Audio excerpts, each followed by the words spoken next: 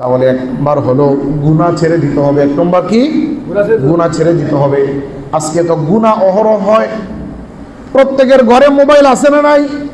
প্রত্যেকের ঘরে মোবাইল আছে। মোবাইল থাকা কোনো অপরাধ না, চক্ষু থাকা কোনো অপরাধ না, হাত থাকা কোনো অপরাধ না, কিন্তু চক্ষু দিয়া গুনার কাজ করাটা অপরাধ। কি বলেন, ঠিক কিনা? মোবাইল চালানো কোনো অপরাধ না, কিন্তু মোবাইলটাকে গুনাহের কাজে ব্যবহার করাটা অপরাধ। কি বলেন, ঠিক কিনা? আমার ভাইরা, বন্ধুরা, এই জন্য মোবাইলের মাধ্যমে ভালো ভালো কাজ করা যায়। কোরআন পড়া যায় মোবাইলের মাধ্যমে, ওয়াজ শোনা যায় মোবাইলের মাধ্যমে, মোবাইলের মাধ্যমে অনেক ভালো ভালো কাজ করা যায়। মায়ের সাথে কথা বলা যায় দূর থেকে, স্ত্রীর হক আদায় করার জন্য খোঁজ খবর নেওয়া যায়। আমার ভাইরা, এভাবে অনেক ভালো ভালো কাজ করা যায়। এই জন্য ভালো ভালো কাজ করব, গুনার রাস্তা বন্ধ করে দেওয়ার চেষ্টা করব। ও মুসলমান বৃদ্ধ বাবাজি, যাদের বয়স 50-এর উপরে, অধিকাংশ 50-এর উপরের মানুষের চুলগুলা দাড়িগুলা সাদা হয়ে গেছে। কি বলেন, ঠিক কিনা?